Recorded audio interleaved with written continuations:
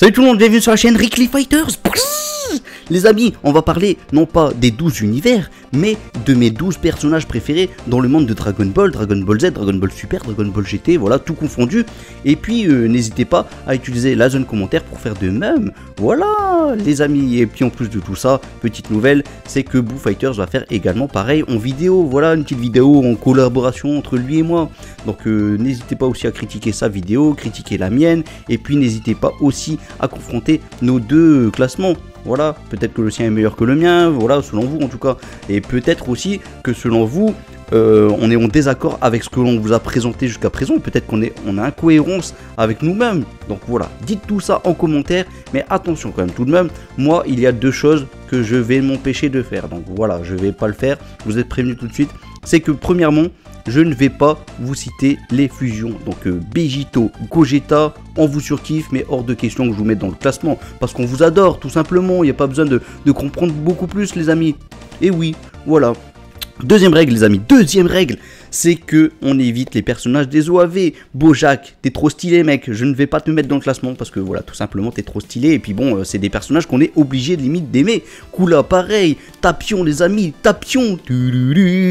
Franchement, magnifique Tapion. C13, voilà, je vous en ai cité quelques-uns. Il y a même du Hachiak. Franchement, on peut passer par pas mal de personnages. Du Janemba, les amis. Janemba. Ah là là là là. Les amis, à parler de ces personnages, franchement, je commence à avoir limite des picotements. D'ailleurs, je sens beaucoup d'énergie qui jaillit par-ci par-là. Voilà, les murs commencent à trembler.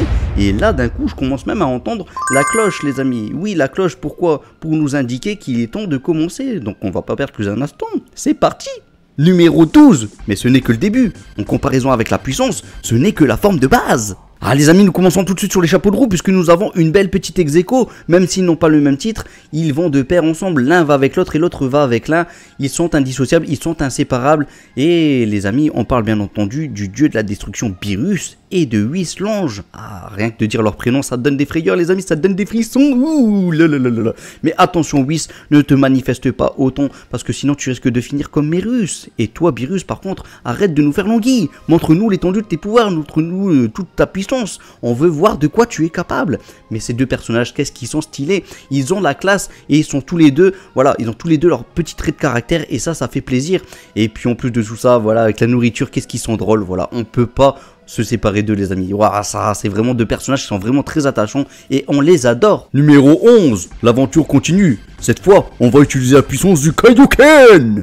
Ah les fighters, j'en surprends plus d'un, mais même s'ils sont au nombre de 7, pour moi ils représentent la même et unique personne. On parle bien entendu de Cell, le petit Cell exactement, le Cell Junior, qui est tout comme son papa, sans pitié, sans scrupule, et qu'en plus de tout ça, en bonus, il est attachant, il est mignon, il est kawaii et il est chibi, donc ça fait vraiment plaisir. Il a bien entendu un vaste panel de techniques à son actif, le Makenko Senpo les amis, le Kienzan, voilà, le disque infernal, le Kamehameha, et j'en passais des plus belles. Il est vraiment impitoyable, et il va droit au but, il fait des bonnes blagues les amis, et il provoque ses ennemis, notamment le prince Vegeta. Ne te moque pas de moi. Ah c'était drôle les amis, ils sont kiffants ces petits personnages, on les adore, et donc voilà pourquoi il fait partie de mon top 12 les amis. Numéro 10, ça avance. Cette fois c'est la puissance du SSJ, vous allez la sentir. Ah là là là là, ça a été très difficile. Non pas d'introduire ces 16 dans le classement, parce que pour moi c'était une logique, c'était une obligation même qu'il y soit. Mais à y réfléchir, je me suis dit, finalement il est peut-être pas assez présent pour qu'on puisse le mettre dans une meilleure position. Donc voilà pourquoi il est à cette place là, les amis. Et donc ces 16, on le kiffe pourquoi? Parce que le mec est juste stylé. Il a un design un peu différent de la plupart des personnages de l'œuvre de Dragon Ball. Et sa fourrure est juste magnifique, voilà, on a envie de la toucher tellement elle est dodue, voilà, ça se voit, et puis avec des belles couleurs, du jaune, du vert, les cheveux rouges un peu orangés, et puis avec le reste un peu en noir comme ça, et puis qu'est-ce qu'il est grand, franchement ça fait plaisir. Et le personnage en plus on le respecte, et puis lui-même respecte la nature et les animaux, et c'est pour ça qu'on l'adore. Il parle très peu, et pour le peu qu'il parle, et ben finalement c'est très efficace. C'est pas petit cœur, c'est pas possible. Et en plus de tout ça, il possède de très belles attaques. Le Hell the Flash. Oh, j'adore cette attaque, les amis. Elle est juste magnifique. Hell the Flash. Et puis il part vraiment avec les couronnes. Là C16, vraiment grand respect. Son toit, il faut le dire, son toit C16, la planète était condamnée. Et l'univers avec, même tant qu'à faire. Oui, parce que sans sa destruction les amis, en plus il voulait s'auto-détruire. C'était juste fabuleux. Voilà, je vais pas revenir sur les détails. Je vais pas revenir sur le lore de ce personnage, vous le connaissez. Mais bon, on le kiffe, on le respecte et on l'adore. Et j'aurais aimé qu'il soit encore présent, qu'il soit encore en vie. Ils auraient dû le reconstruire tout simplement. Merci en tout cas Akira Toriyama d'avoir fait un personnage aussi magnifique. Numéro 9, attache bien ta stature parce qu'il risque d'avoir des perturbations. Et que la puissance du SSJ2 soit avec nous. Cette fois il est question du roi du royaume des démons. Je parle bien entendu de Dabula. Et ouais, ça inspire le respect ce personnage.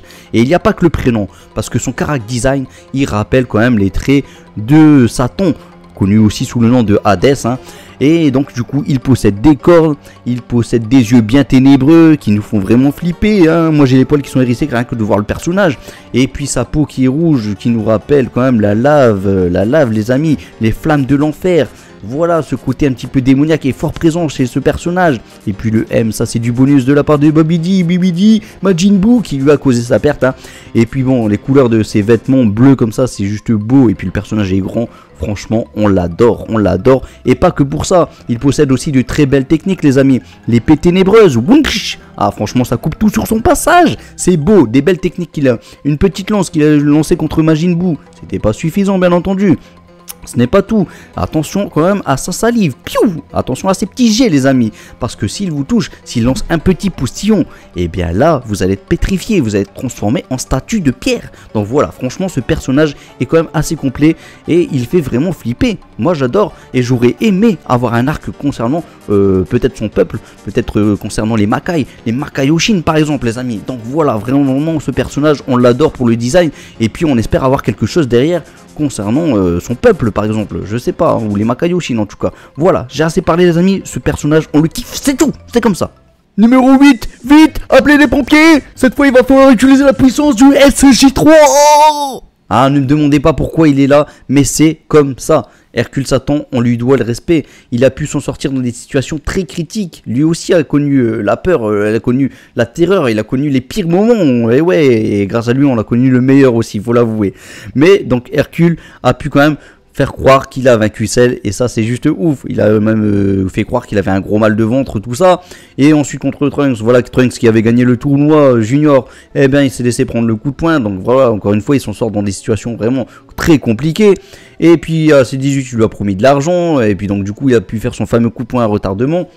Il a pu rallier quand même Majin Buu à sa cause, voilà, il lui a cuisiné de bons petits plats, il a fait une belle petite photo, tout ça, c'était prévu, il y avait quand même des beaux petits plans qui étaient prévus de base hein, avec Hercule, comme quoi il voulait faire croire quand même que c'est lui qui avait vaincu Buu, mais Buu, voilà, finalement c'est un peu comme le bébé, c'est un peu comme l'enfant de Hercule finalement, et ça c'est grâce à Hercule. Hercule qui lui a fait changer les choses, parce que finalement Buu c'était pas quelqu'un de bien méchant, oui parce que finalement il y a le Dai Kaioshin à l'intérieur de lui, mais ça c'est ce qu'on apprendra dans Dragon Ball Super. Et puis Hercule qui esquive quand même le coup de poing de Kid Buu, piou, in extremis, c'était beau, c'était magique, j'ai kiffé. Et puis donc du coup sans Hercule Satan, ben en fait la planète aurait été détruite tout simplement. Voilà, merci Hercule Satan, tu as permis que le Genki Dama ait pu être lancé, et donc tout le monde te doit la vie sauve, et nous on te doit une fière chandelle, clairement. Moi je te le dis Hercule, je te respecte mec, tout simplement. Numéro 7, reste bien à ta place, cette fois c'est la puissance d'un ultimate. Ah, comment ne pas parler de ce personnage mythique, légendaire, j'ai presque envie de dire. Je parle bien entendu de Broly, Broly 2018, à ne pas confondre bien entendu avec le Broly de 1993, qui pour moi ont tous les deux traits de caractère bien différents. Et celui-ci, eh bien, il impose quand même aussi du respect, hein, autant que l'autre, mais sachez que lui, il a quand même combattu du Vegeta God, du Vegeta Blue, du Goku God, du Goku Blue, et tout ça sous la forme de base. Et puis voilà, après ensuite il a mis le paquet, il a commencé à se transformer en SSJ, et ensuite il est passé en forme un peu plus, j'ai presque envie de dire millénaire, même si ce n'est pas le cas, parce que ce n'a pas été clairement dit, mais du coup il a combattu du Gogeta Blue. Ah, si ça impose pas le respect, je suis désolé, hein. Là la puissance était là, l'énergie était là, et là c'est pas que les murs qui ont tremblé, moi je vous le dis, là c'est vraiment toute la planète. Et ça c'était beau, et là maintenant on sait qu'il pourra être introduit dans des futurs arcs, et on attend que ça les amis. On l'a vu un petit peu dans le film Dragon Ball Super Super Hero, donc voilà, hâte de le redécouvrir, et bah on continue les amis. Numéro 6, ça se discute, gare à la puissance du ki divin du SSJ God. ça aurait été compliqué de ne pas parler de Goku. Goku, c'est le personnage que l'on apprécie. On l'a découvert dans Dragon Ball, c'est lui le personnage que l'on a suivi pendant toute l'œuvre. Et il a combattu des ennemis très puissants. On l'a adoré, il était drôle. Alors drôle parfois, même un peu bébête, mais on l'a kiffé. Et c'est ça qui était justement incroyable dans Dragon Ball Z. Il était un peu plus mûr, un peu plus réfléchi. Et pareil, c'est lui un peu qui a montré la voie, la sagesse. C'est lui qui était présent, qui a montré le SSJ. C'est lui qui a inauguré les choses. C'est lui qui a compris les choses. Il a même pu voir à l'avance ce que possédaient pas encore certaines personnes. Par exemple, il a pu inaugurer le fait de garder sa forme de SSJ sans être transformé réellement. Donc voilà, ça c'était une très bonne chose. Et Goku, bah, finalement, c'est un peu devenu le maître finalement dans la fin de Dragon Ball Z. Et le problème, pourquoi il est qu'en 6ème position finalement? Parce que si ça aurait été que du Goku comme ça, lui il était prêt à laisser la relève à la nouvelle génération, tout ça, ça c'est du bon Goku. Mais là, le Goku de DBS, le problème c'est qu'il est redevenu bête, il est devenu un peu idiot. Mais le problème c'est que c'est pas la même bêtise et idiotie qu'il y a eu dans Dragon Ball Z. Là c'est vraiment de la bêtise même. Et c'est ce qui a fait rabaisser un peu le fait que Goku ne soit pas présent dans un classement un peu mieux. Voilà, mais vous m'avez compris, Goku je l'adore. Et franchement il a eu un beau combat contre Cell, il a eu un beau combat contre Freezer, un sublime combat aussi contre Majin Vegeta. Et puis franchement il a inauguré aussi le SSJ3. Ah, c'est à lui qu'on le doit, c'est à lui que Gotenks le doit également. Donc fabuleux, merci Goku. Sans toi, bah, Dragon Ball, ça n'aurait pas été non plus ce que c'est en ce moment, ou ce que c'était avant surtout, j'ai presque envie de dire. Donc voilà, merci Goku, merci Akira Toriyama. Il fallait que je fasse le petit message quand même. Numéro 5, allez cette fois ça se gâte, pas le choix, utilisons la puissance du SSJ Blue.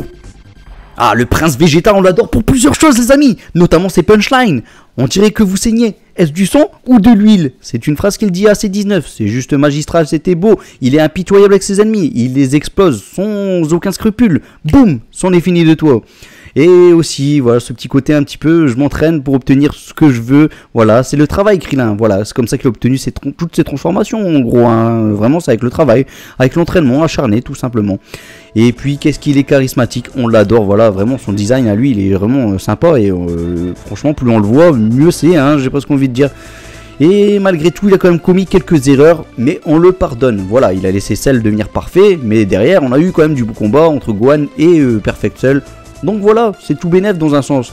Ensuite, voilà, il a voulu retrouver son petit côté Saiyan à lui, et donc il a voulu à tout prix combattre Goku, au dépit de laisser quand même Majin Buu revenir à la vie. Donc voilà, grosse erreur de la part de Vegeta. Mais derrière les amis, le développement du personnage n'est pas fini, puisque dans Dragon Ball Super, ils ont quand même fait du bon travail à ce niveau-là. Qu'est-ce qu'ils ont fait? Vegeta est sur la rédemption là, il va voir le doyen des Namek, il s'excuse quand même, c'est pas donné, d'habitude Vegeta n'est pas de ce genre, voilà, il ne mange pas de ce père là, et pourtant il est parti s'excuser quand même auprès du Namek. Ça, c'est du bon Vegeta. Il se rattrape, mon petit Vegeta, là. Ça fait plaisir. Ensuite, voilà, là, clairement, il est vraiment avec sa famille. Qu'est-ce qu'il est mignon, le Vegeta. On voit qu'il adore sa fille Bra. On voit qu'il adore son fils, le petit Trunks. Oui, le petit Trunks qu'il avait pris d'ailleurs dans ses bras avant de se sacrifier. C'était beau, les amis. Et Mirai Trunks qui est venu de demander de l'aide à Vegeta et Goku. Vegeta a répondu présent. Bien entendu qu'il est parti combattre Zamasu et Black Zamasu pour aider son fils dans le futur. Ah ouais, c'est ça être un bon père. Et Vegeta est un bon père. Goku, lui, par contre, beaucoup moins présent hein, dans Dragon Ball Super. On le voit beaucoup moins avec sa famille. Hein. Pourtant, le mec, il était mort quand même à un moment. Il aurait dû se rattraper quand même avec Chichi, être un peu plus présent. Bah non, entraînement. Vous avez compris le personnage, quoi. Enfin bon, Vegeta, on le kiffe, c'est comme ça. Et puis c'est tout, voilà. Numéro 4, tu sens la pression, non? Allez, puissance Megateno Goku et prémisse. Oh les amis, mais comment ne pas parler de Piccolo? Il est juste extra ce personnage. Il est passé du personnage impitoyable à il s'est attendri aux côtés de Gohan. Il est devenu encore plus gentil une fois qu'il a assimilé le tout-puissant Kami-sama. Il a eu droit à son beau combat contre C17. Il a perdu ensuite contre Cell. Et ensuite, voilà, on l'a revu notamment dans l'arc Buu, où il a aidé notamment Gotenks. Bon, avant ça, il avait été pétrifié, tout ça. Mais Piccolo, c'est quelqu'un qui réfléchit, quelqu'un d'intelligent. Il ne fait pas de bêtises en soi. Bon, quand il lui arrive des malheurs, c'est hélas pas de sa faute. Hein. Quand il se fait prendre de la salive contre Dabula, ça, bah, il a pas vu arriver. Et puis bon, voilà, bah, au moins ça permet aux autres de comprendre ce qui peut leur arriver. Et puis Piccolo valait mieux que ça soit arrivé à lui, parce que justement, sa statuette derrière, elle a été cassée par Trunks. Et du coup, elle a pu se reconstituer, parce que Piccolo peut se reconstituer, c'est tissu. Et boum, hop, je te fais repousser un bras, tout ça. Donc voilà, heureusement, mais Piccolo, c'est une belle réussite. Voilà, on voit même que dans Dragon Ball Super Héros, maintenant il fait partie pratiquement intégrante de la famille de Gohan. Voilà, c'est un membre de la famille, on peut le dire comme ça. Et puis, encore une fois, il est prêt aussi à tout pour sauver le monde, pour sauver la planète. Et c'est ce qu'il a fait, il a tout fait pour que la paix règne encore sur cette petite planète bleue, les amis. Donc voilà, belle réussite de Piccolo, on l'adore, moi je kiffe. Et puis franchement, il a eu le droit à des beaux combats, un ou deux, parce qu'on a quand même eu Dragon Ball Super Héros, le film, qui a eu des belles petites actions quand même. Et surtout son combat millénaire, le combat quasiment ultime de Dragon Ball Z. Piccolo versus T17, juste splendide. Voilà, c'était magistral, un personnage que j'adore, qui mérite bien sa place de 4ème. Numéro 3, on y est. Cette fois il faut utiliser la puissance du Migate no Goku maîtrisé. Ah ça y est, nous y sommes dans le top 3. Et les amis, nous allons parler de Krillin. Krillin pour les nostalgiques. Et Krillin, franchement, c'est une belle réussite pour moi dans Dragon Ball Z, Dragon Ball Super aussi. Et pourquoi ? Tout simplement parce que Goku était en compagnie de Krillin. Ils ont tous les deux progressé au même niveau au départ. Mais Krillin, lui, mettait des bâtons dans les roues de Goku. Et ça, c'était beau au départ. Ça, c'était beau. Mais ça, c'était le Krillin d'avant. Maintenant, le Krillin d'aujourd'hui, c'est quelqu'un qui sauve les gens. C'est quelqu'un qui a de l'amour. C'est quelqu'un qui a un côté humain. Il a cassé le boîtier pour pas détruire ses 18. Ah, je suis désolé, c'est pas juste pour un simple bisou. Oui, le bisou quelque part, mais c'est quelque part, il ne pouvait pas, en tant que personne, détruire ses 18. C'est pas son genre de faire ça. Oui, voilà. Mais Krillin est quand même là pour sauver les gens qu'il aime. Krillin, maintenant, il a une famille. Il a sa fille qui s'appelle Marron. Et ça, c'est beau. Une jolie petite fille, voilà, avec sa petite femme. Ils sont heureux. Et Krillin, maintenant, il est policier. C'est pas pour rien. C'est aussi pour, justement, sauver le monde. Donc voilà, le Krillin, il est là. Et il est présent quand il a un combat. Oui, contre le Freezer, il était là, même si, voilà, c'était pas trop ça non plus. Mais Krillin, on l'adore, c'est pas forcément pour la puissance, parce que Krillin, c'est vrai qu'il n'a pas une grande puissance, finalement, arrivé dans Dragon Ball Z. Il a été dépassé, mais au début, il était quand même présent dans l'arc Saiyan. Après, il était présent quand même dans l'arc Namek. Il était quand même beaucoup présent au début. Mais ensuite, voilà, c'est vrai qu'il a été dépassé. Mais on l'aime quand même, Krillin. C'est quelqu'un qui, voilà, qui est là pour... Qui est là pour nous faire rire, qui est là de son côté humain, et on l'adore, c'est tout, c'est Krillin, c'est comme ça. Voilà, je pense que j'ai fait le tour, mais après c'est vrai qu'il possède quand même pas mal de techniques, notamment le Taioken, le Kienzan, le Kamehameha, et j'en passais des plus belles, et puis son combat le plus réussi pour moi, c'est celui contre Piccolo, dans Dragon Ball, les amis. Ce combat, oh là là, un petit badaboum dès le début, voilà, avec les deux grosses boules de qui ensuite change de direction, remonte vers le haut parce que Piccolo était monté vers le haut, Krillin qui arrive derrière, il veut frapper Piccolo, mais bon, là c'était un combat un peu inégal, Piccolo était beaucoup plus puissant, mais ce combat était juste magistral. Krillin nous a montré tout l'étendue de ses pouvoirs, toutes ses capacités, il nous a fait preuve de génie, de bon sens, et c'est ce qu'il va faire justement dans tout Dragon Ball, et même dans Dragon Ball Super, dans l'anime en tout cas, dans l'anime. Il va nous faire preuve de bon sens comme ça, et de belles stratégies, donc voilà, c'est du bon Krillin, il va revenir même avec son Taioken Foisson, là, si je dis pas de bêtises, et ça c'est beau, voilà, c'est du bon Krillin, donc passons maintenant au personnage suivant. Numéro 2, ça va rager. C'est pour ça qu'il faut utiliser la puissance du Wagamama no Goku. Ah, cette fois il est temps de parler de Mirai Trunks, ou alors plutôt Trunks du futur. Ce personnage, on le kiffe tous, il est charismatique, il est stylé et il a fait une belle apparition. Belle apparition à quel moment? Quand il s'est débarrassé de Freezer métallique. Là, il l'a coupé en petites rondelles et bam, petite boule de ki. On n'en parle plus de ce personnage, c'est fini. Freezer, oui, tu es cuit, tout simplement. Et ensuite, il s'est chargé aussi du Roi Cold. Ouh là là, assez facilement quand même, hein, devant les yeux ébahis de toute la Team Z. Ou presque, puisque Goku n'était pas encore là. Mais bon, soit, pourquoi est-il parti du futur? Bon, déjà, il est parti avec le désespoir, et il espérait justement trouver de l'espoir, d'où le fait qu'il a écrit « hop » sur sa machine à remonter le temps, qui veut dire « espoir ». Et donc du coup, a-t-il obtenu cet espoir? Bien entendu, il a obtenu une puissance lui permettant de combattre ces cyborgs qui sont dans son futur, C17 et C18, donc ils sont déchargés parce que ce n'est pas les mêmes cyborgs qu'il y a dans le présent. Ils n'ont pas la même mentalité, tout ça. Donc voilà, il a eu raison de s'en débarrasser. Et il s'est chargé aussi, bien entendu, du petit Cell forme de base. Donc voilà, c'était de la gnognotte pour lui, maintenant qu'il était venu avec une puissance phénoménale, des gros muscles. Voilà, ça c'est du Trunks que l'on adore. Et qu'est-ce qu'il est charismatique. Mais derrière, le pauvre, oui, le pauvre. et ben il a encore connu le désespoir parce qu'il y a eu Black Zamasu qui est venu un petit peu dans son univers, dans sa timeline, et donc du coup il a eu besoin de l'aide de son père Vegeta qui est dans le présent et de Goku. Donc voilà, le pauvre, il a vraiment souffert dans sa vie, le Trunks, et en plus de tout ça on sait qu'il a quand même combattu un Dabula, et oui il a pu s'en charger parce qu'il a eu des informations venant de la part des Kaioshin. Bon, ça c'est plutôt cool. En tout cas, soit les amis, parce que vraiment Trunks c'est vraiment stylé et c'est un personnage qu'on adore, et puis comme je vous le disais, il est vraiment attachant. Donc maintenant passons à la première place.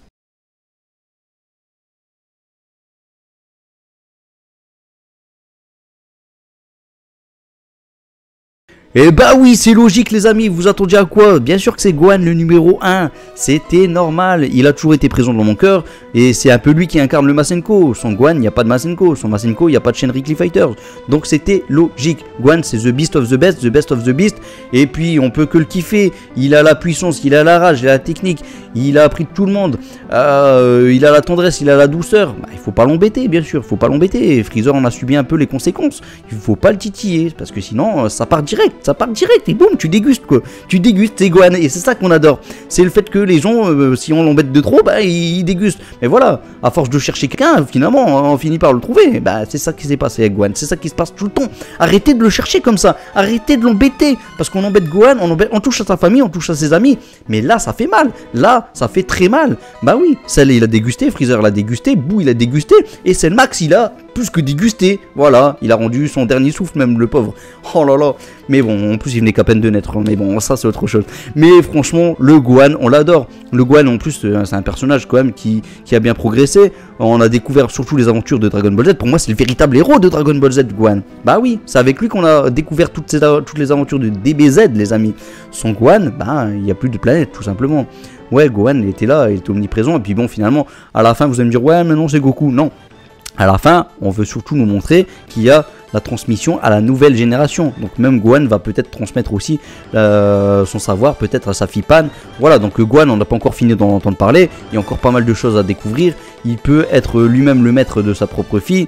Et puis bon, il peut être aussi le protecteur de sa famille. Ce qu'il a d'ailleurs montré dans des BS super-héros. Bon, sans spoiler bien entendu.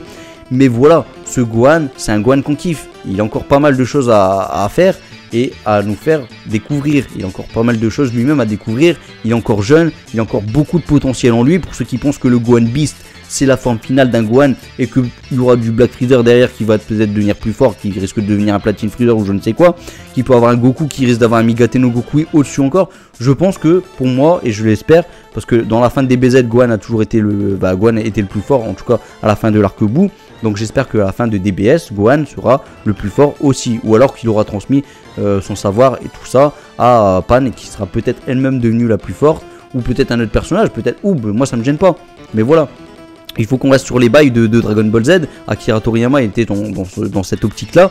Donc j'espère que ça va continuer comme ça. Voilà. Bon, j'ai transmis un petit message en même temps que je parlais de mon personnage préféré. Mais ce n'est pas tout les amis. Vous pensiez que c'était fini le top? Eh ben non, ce n'est pas fini. Attention. Numéro 0. Hey, tu l'as pas vu arriver celui-là, hein? Puissance d'un Gohan Beast. Beasterically. Et les petits canoyous, vous pensiez partir comme ça? Bien sûr que non, il y a encore un petit bonus. Et quel est ce petit bonus? Eh bien, il y a deux personnages que je ne vous ai pas cités. Tout simplement parce que pour moi, c'est une évidence. On n'a juste pas le droit de le mettre dans le classement. Tout simplement parce que, en vrai, c'est des personnages emblématiques. On ne peut pas les mettre dans un top. C'est juste interdit. Pour moi, c'est interdit. Parce que tout le monde les aime, tout le monde les aime, on n'a pas le droit de ne pas les aimer. Et l'un d'entre eux, c'est l'un des personnages d'un OAV. On parle bien entendu de Broly, le super guerrier légendaire. Donc Broly de 1993, on est obligé de le kiffer. Donc là, bien entendu qu'il n'est pas dans le classement parce que de toute façon, j'avais mis la règle comme quoi je ne mettais pas les personnages des OAV. Mais il y a également Bardock, Bardock, lui, est canonisé. Bardock est présent, en tout cas dans l'histoire de Dragon Ball Z. Et Dragon Ball Super aussi. Donc voilà, maintenant quand on prend en compte tout ça, on se dit, oui c'est vrai, ces deux personnages, on ne peut pas les mettre dans un classement, ils sont juste hors normes, ces personnages on les surkiffe, même si j'avoue que j'ai une petite préférence quand même pour Broly de 1993 par rapport à Bardock, mais Bardock c'est du haut level. Là on parle de personnages qui sont waouh, on peut même plus voir l'espace tellement... c'est juste pas possible, on ne peut pas mesurer la puissance, l'énergie, une telle efficacité, autant de style les amis, on peut que kiffer. Voilà, c'est Bardock, c'est Broly, tout simplement. Et n'hésitez pas vous à faire de même, hein, je vous l'ai dit en commentaire, c'est fait pour ça, c'est fait pour vous.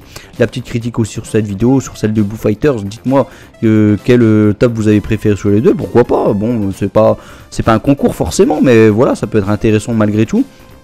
Et franchement, pour l'avenir de Dragon Ball, j'espère que ça va être exceptionnel, parce que là on est sur une coupure, on n'a pas encore l'avenir du prochain arc, on n'a aucune info.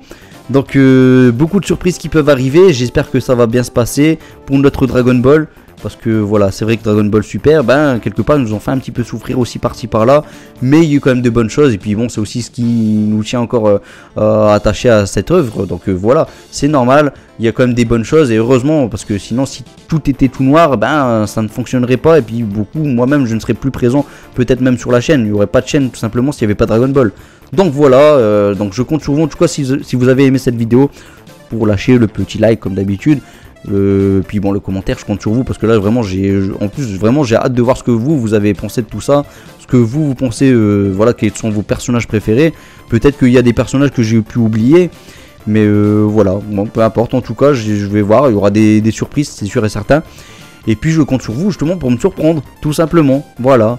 Et n'oubliez pas de vous abonner, en tout cas si vous avez aimé cette vidéo. Allez, je vous dis à bientôt, et puis je vous laisse un Masenko comme d'habitude. Mais c'est pas moi qui vais le faire, là, oui, voilà, c'est Gohan directement. Autant appeler l'expert directement, ce sera plus simple, hein. Masenko!